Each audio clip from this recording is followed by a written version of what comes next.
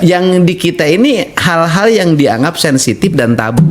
Tapi jujur, tapi aslinya orang menyukai. Kan kita ini bohong-bohongan terus hidup ini, iya kan? Ya kan kita ini kalau lihat CD orang seolah-olah sesuatu yang melanggar norma. Kemudian lihat BH sesuatu yang melanggar norma. Padahal kita padahalnya sudahlah laki-laki itu secara umum menyukai banget. Gitu loh. Cuman di kita ini selalu hidupnya berpura-pura. Apa problem dengan celana dalam? Coba. Apa problemnya dengan BH? Kan gak ada problem. Iya, kan gak ada problem. Ini kan pembungkusnya aja. Saya tahu betul loh psikologi orang Jawa Barat.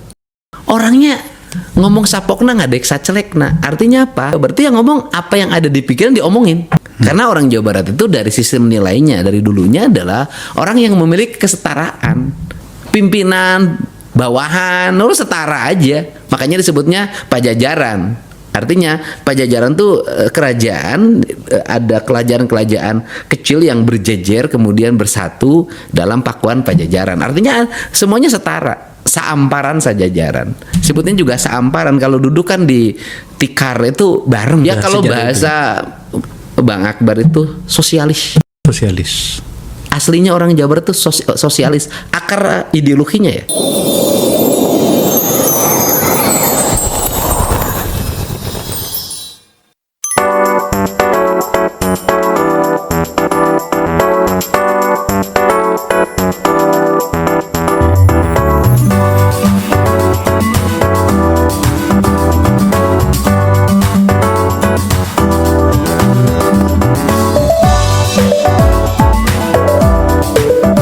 Halo everyone, semuanya kita bertemu kembali.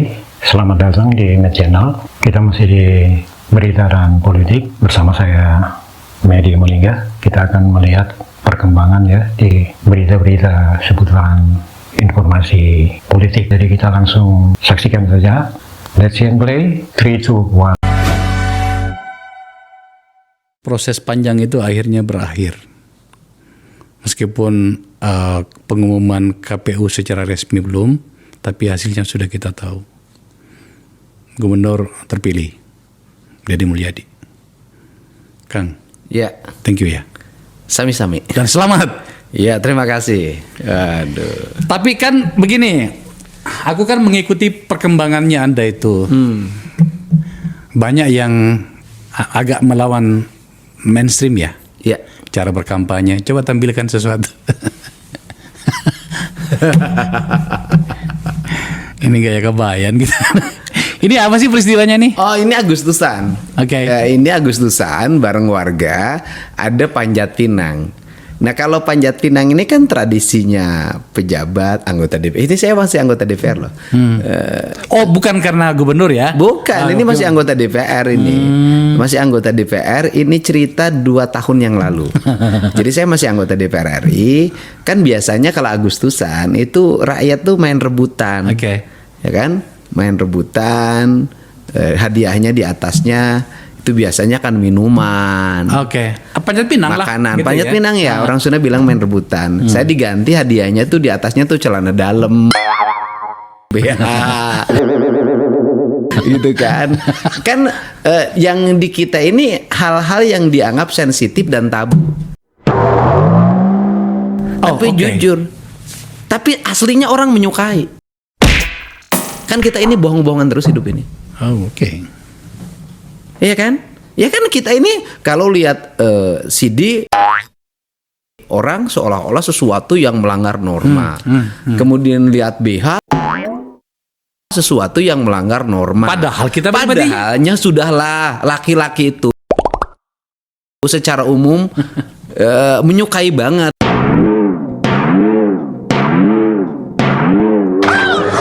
Gitu loh. Cuman di kita ini selalu hidupnya berpura-pura. Apa problem dengan celana dalam coba? Apa problemnya dengan BH? Kan gak ada problem apa-apa. Kecuali kemudian isinya celana dalam itu dibeber di pinggir jalan secara norak. Iya, itu lagi cerita. Kan ada problem. Ini kan pembungkusnya aja. Pembungkusnya kemudian saya itu kan ngapain sih kita harus nontonin orang bikin susah. Sekali-kali kita susah dong.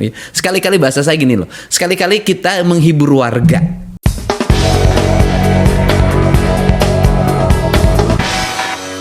Maka saya waktu itu memutuskan ikut main rebutan Panjat Pinang, dan saya ikut tuh pakai baju perempuan, pakai BH dan celana dalamnya disimpan di kepala. Tapi gini Kang, ini Jawa Barat loh.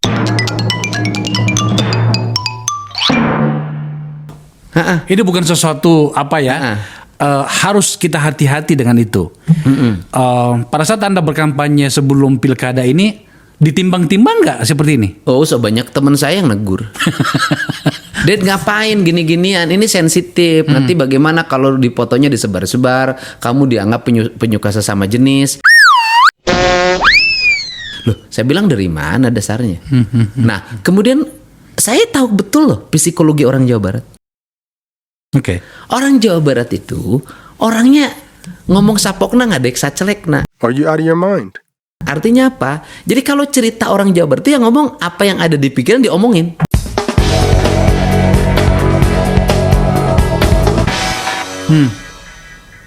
Nah, kemudian orang Jawa Barat tuh seneng humor. Kemudian hidupnya itu tidak bertata krama kayak di tempat lain. Maksudnya tidak bertata krama itu tidak ada sikap-sikap yang feodalistik. Karena orang Jawa Barat itu dari sistem nilainya dari dulunya adalah orang yang memiliki kesetaraan.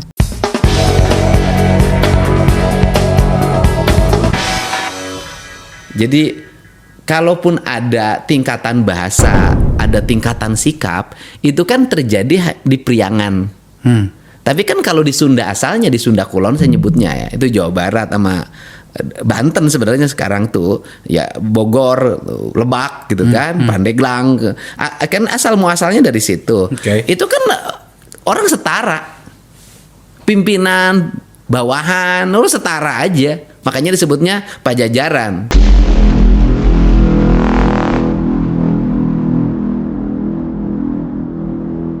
Artinya Pajajaran tuh kerajaan, ada kerajaan-kerajaan kecil yang berjejer kemudian bersatu dalam pakuan Pajajaran. Artinya semuanya setara, seamparan Sajajaran. Sebutnya juga seamparan, kalau duduk kan di tikar itu bareng. Artinya memang secara ideologi kebudayaan itu Setara. kesetaraan itu memang sudah ada. Ya kalau sejak bahasa Bang Akbar itu sosialis. Sosialis. Aslinya orang Jawa Barat itu sosialis, akar ideologinya ya. Dan yang paling unik adalah di akar ideologinya itu tidak ada kepemilikan hak personal loh. Oh ya? Loh, itu kan adanya di kampung adat. Sistem hidupnya kan kampung adat tuh, Kanekes, Cipta Gelar gitu kan, dan Kemusinan Resmi yang saya tahu. Itu kan tidak ada hak personal. Yang ada adalah hak komunal. Jadi apa yang ada di alam ini titipan. Karena titipan maka tugasnya hanya menggarap. Setelah menggarap itu disimpan di lumbung, namanya leit. Kemudian digunakan secara bersama-sama. Nanamnya bareng, metiknya bareng, disimpan dan nanti digunakan secara bersama. Dan di situ tuh ada yang menarik loh. Negara ini harus mengadopsi. Itu tidak pahing, pamali membeli gabah. Pamali membeli gabah. Itu dilarang, bahasa agamanya haram. Kenapa ya? Bagi mereka itu sakral. Beras itu tidak boleh diperjualbelikan. Itu hak pokok yang harus dilindungi oleh adat. Dalam konteks masyarakat kita sekarang, bagaimana menerjemahkan Dalam pikiran konteks ini? masyarakat kita sekarang, negara harus membeli gabah. Kemudian disimpan di gudang Bulog dan digunakan oleh masyarakat. Tidak boleh ada jual beli beras. Beras disediakan oleh negara untuk kepentingan masyarakat. Andai kata pun ada transaksi jual beli, berarti ada standarisasi harga yang ditetapkan. Iya, seperti itulah. Itu yang dimaksud. Sehingga di aspek beras ini harus ada tingkatan beras dong. Orang yang berpenghasilan sebulannya 100 juta, beli berasnya sama dengan tukang beca 15.000 per kilo.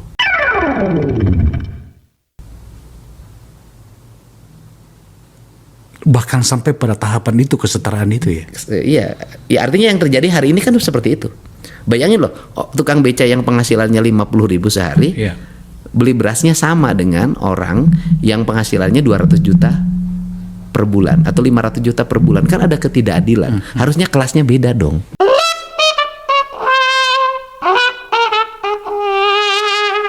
Iya.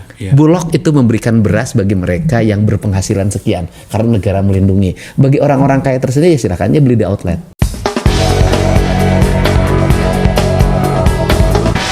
Pertanyaan pada bagian ini seperti ini. Kan latar belakang kehidupan Anda itu kan sangat berwarna ya. Iya. Masa mahasiswa bergaul di HMI, pergaulannya dengan orang-orang sosialis seperti saya misalnya, orang-orang yang moderat segala macam. Tapi Anda tetap disiplin dengan pikiran alam bawah sadar orang Sunda yang selalu ingin dekat dengan alam. Iya. Kenapa sampai begitu? Ini yang menarik ya. Saya selama hidup ini, dari mulai saya jadi wakil bupati sebelumnya anggota DPRD, jadi bupati, saya tidak pernah punya catatan. Saya tidak pernah punya konsep. Sampai dulu orang pakai buku diary ya, zaman dulu. Sekarang kan pakai tab, pakai laptop, ya gitu kan. Saya nggak pernah membuat itu. Pada bagian tertentu tidak mudah Anda menempatkan diri Ya. sebagai manusia seperti hari ini seorang Deddy Mulyadi yang kita kenal, yang saya Sebagai kenal. manusia adat kemudian Iya. tinggal di manusia, sebagai manusia modern. Iya, di mana kemudian di situ benturannya agak keras.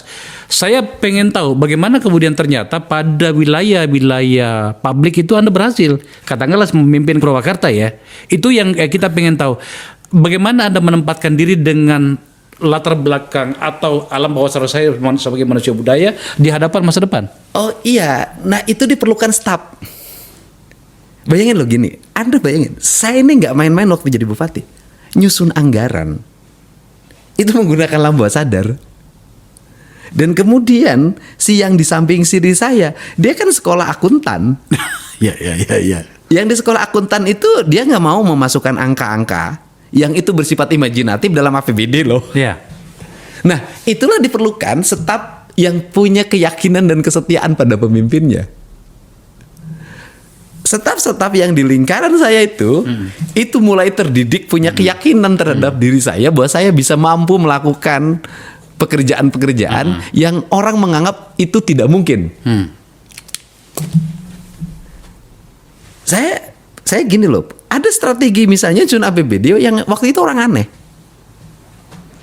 Gini, berapa pendapatan kita? Tanya kan, 1 triliun Pak. Oh kita bikin 1,4. Lo kan gini. Lah, saya bilang ini mungkin. Ini mungkin kita jalankan. Kita jalankan, kemudian dengan perhitungan-perhitungan yang cermat loh saya. Pertama begini, karena saya logikanya sederhana. Kalau Anda, kenapa saya dibikin 1,4? Karena saya tahu betul pengalaman. Kalau nyusun APBD misalnya, kata Badan Pendapatan Daerahnya mengatakan pendapatan daerahnya 1 triliun. Kalau saya simpen juga 1 triliun, maka tidak punya makna. Kenapa tidak punya makna? Karena yang belanja 1 triliun itu nanti akan over prestasi dia. Sehingga pendapatan tercapai target 100%. Kemudian belanjanya tercapai 100%. Kan seperti bahkan belanjanya yang tidak pernah tercapai. Kan di kita Indonesia itu begitu, pendapatannya tercapai, belanjanya nggak pernah tercapai. Ada logika-logika sederhana, misalnya gini. Saya misalnya belanja infrastruktur 400 miliar. Umumnya orang belanja 400 miliar itu hanya toh di 400 miliar dan belum tentu dibelanjakan 400 miliar ini akhirnya nyisa duit negara numpuk di bank. Kalau saya enggak, belanja infrastruktur 400 miliar, langsung ditanya, berapa sisa tender?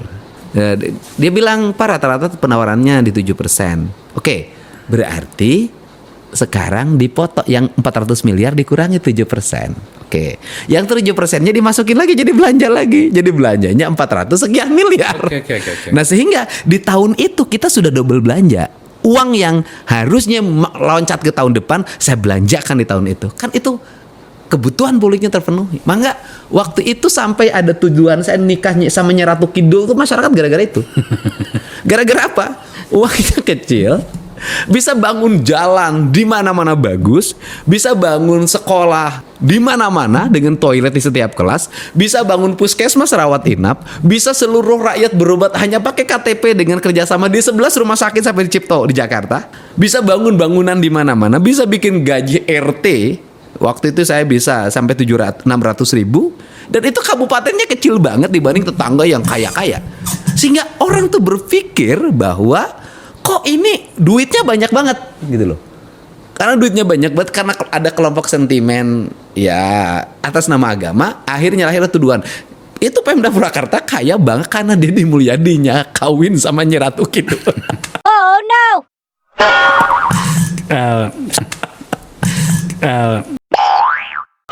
Saya menyimpan pertanyaan ini sebenarnya pada bagian akhir.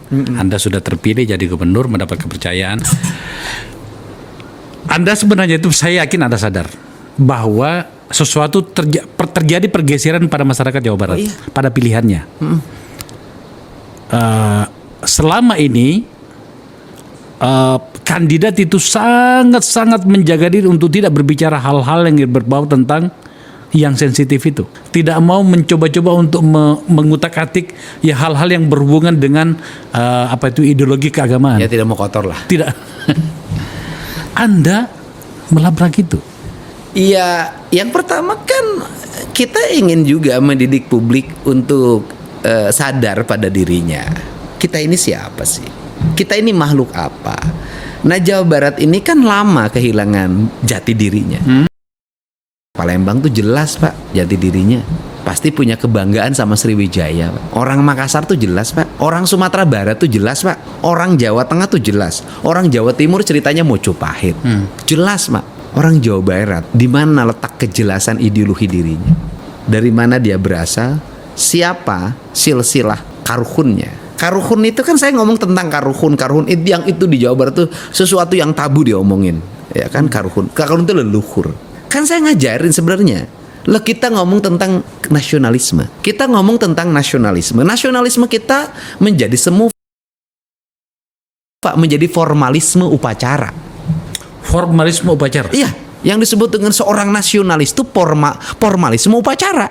Mengikuti upacara-upacara, kemudian menggunakan pakaian-pakaian yang dianggap nasionalis. Oke. Yang paling lucu pakaian nasionalis itu pakai jas, pakai dasi. Kan upacara kita selalu ditandai itu dari dulu. Nasionalis tuh. Padahal jas dasi kan bukan bajunya nasionalis kita.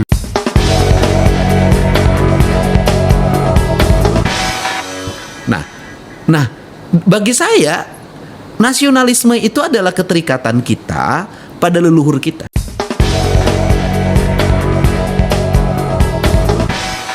Kalau orang terikat sama leluhurnya, maka dia akan terikat pada tanahnya, pada airnya, pada udaranya, dan pada cahaya matahari. Wow. Bagi orang adat, itu kan itu yang disebut papat kalima pancer ya, di Sunda, kan? Yaitu kan tanahnya itu hitam warnanya, airnya warnanya putih, udaranya berwarna kuning, api itu warnanya merah.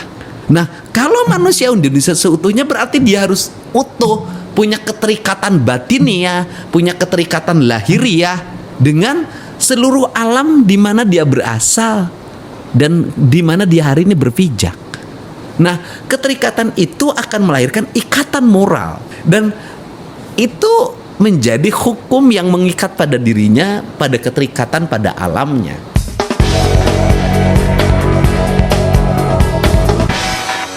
Kita kembali ke laptop, kan? Sekarang saya harus mengatakan lagi bahwa saya ingin mendekatkan kembali dengan karakter forum ini. Ya. Kang, Anda sudah memenangkan pertarungan, tetapi Anda sadar nggak bahwa Anda mengubah karakter pilihan masyarakat Jawa Barat? Ya. Hampir berapa pemilu sejak reformasi itu tidak ada satu orang pun kandidat yang memenangkan pertarungan dan mengambil isu-isu atau Sensitif. pilihan-pilihan bahasa seperti Anda yang menyentuh area sensitif.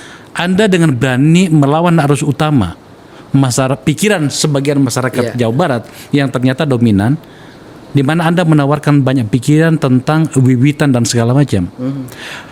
Kenapa Anda begitu berani? Ya, wiwitan itu kan hal dianggap tabu loh kita. Padahal wiwitan itu kan sistem kebudayaan yang mengatur lingkup masyarakat di tanah Sunda agar dia menata dirinya selaras dengan alamnya.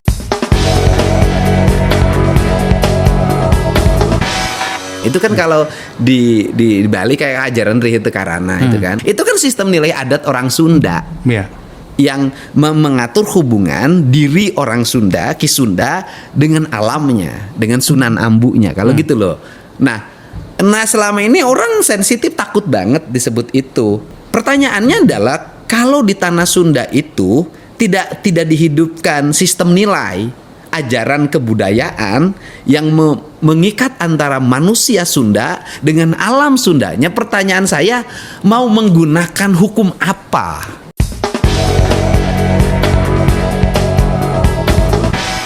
Kenapa? Karena buktinya hukum-hukum positif yang berkembang hari ini dalam bentuk undang-undang lingkungan hidup, gitu kan? Kemudian tata ruang, undang-undang konservasi, kan tidak memiliki efektivitas yang memadai. Nah, ini yang lagi saya sadarin terhadap orang Indonesia. Oke. Kenapa? Bangsa Inggris itu bangsa yang sudah dididik rasional sejak dulu. Sehingga undang-undangnya efektif dalam menjaga Inggris. Amerika undang-undangnya efektif dalam menjaga Amerika. Jepang juga sama. Indonesia itu undang-undangnya tidak efektif, tidak sakral. Karena tidak pernah konsisten dilaksanakan dan berubah-ubah dalam setiap waktu.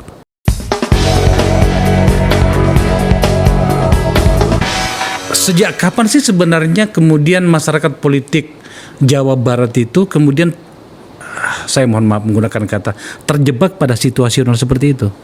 Ya sejak mulai struktur pemerintah itu terbangun yang memisahkan manusia Sunda itu dengan lingkungannya, dan itu kan akibat keterjajahan orang Sunda. Kan orang Sunda, kan kerajaan Sunda itu bubar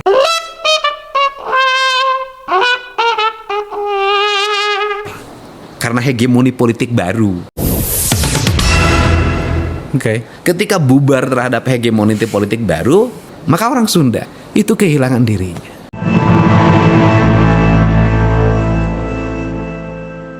Karena kehilangan dirinya, kehilangan pemimpinnya. Karena kehilangan pemimpinnya, maka dia itu menjadi sebuah kelompok orang yang sudah tidak memiliki lagi mengetahui dirinya itu siapa.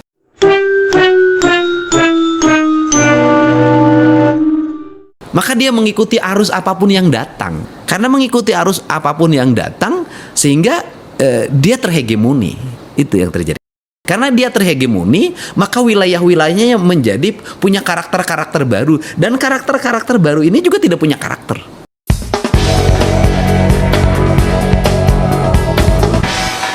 Saya kok melihat sikap Anda yang telah menjadi seperti ideologi Deddy Mulyadi ini, saya bacanya kok sudah menjadi seperti perlawanan ya.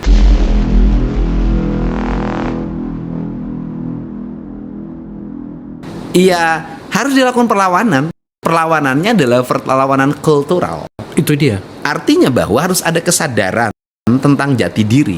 Dan ini bukan saya hanya kesadaran kita sebagai jati diri, Pak.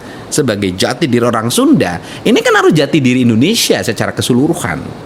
Bangunan masa depan apa yang kita tawarkan bagi anak-anak kita ke depan? Anda tidak khawatir dengan pikiran beberapa orang, Deddy Mulyadi dengan alam berpikir yang ingin mengembalikan hegemoni orang Jawa Barat pada alamnya, budayanya, pada saat yang bersamaan Anda sedang membatasi Jawa Barat, masyarakat Jawa Barat menuju masa depan? Loh, menuju masa depan kan dengan punya identitas.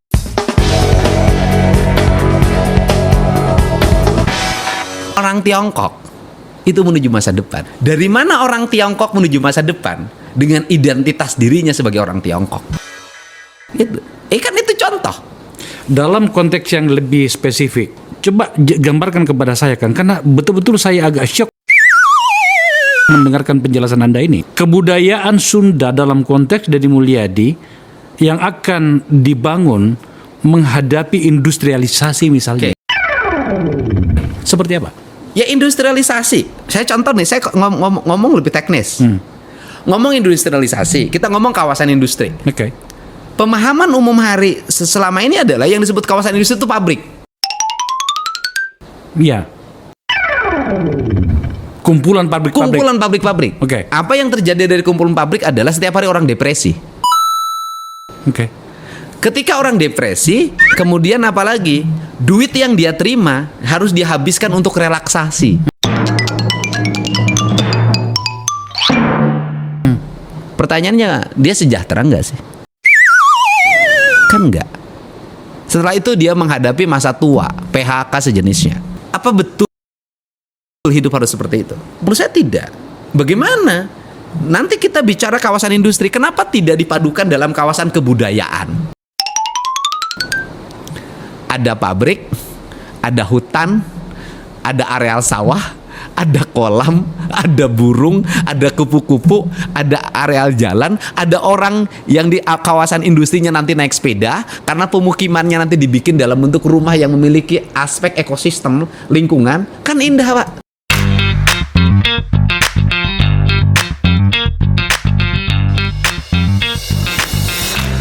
Kemudian nanti ke pabriknya naik sepeda. Ketika ke pabrik naik sepeda melewati taman bunga, melihat burung yang terbang, melihat ikan yang berenang.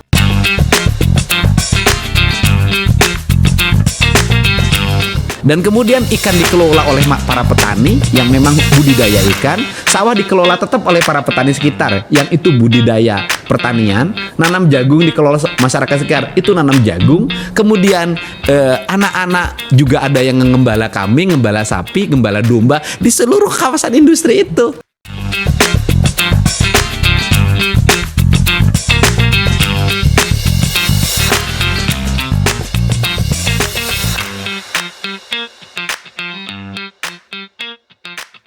Oke, itu dia guys. Semoga bermanfaat untuk kita semua. Silakan Anda berpendapat sendiri, Anda menilai seperti apa, beropini, berpendapat sendiri, melihat apa yang terjadi. Semoga ini bermanfaat guys. Semoga kita sehat selalu. Terima kasih sudah bersama saya di Med Channel. Kita ketemu lagi next time. Kita akan tampil kembali dengan berita yang lebih menarik. Salam NKRI, Bravo Indonesiaku, and then God bless us. Thank you.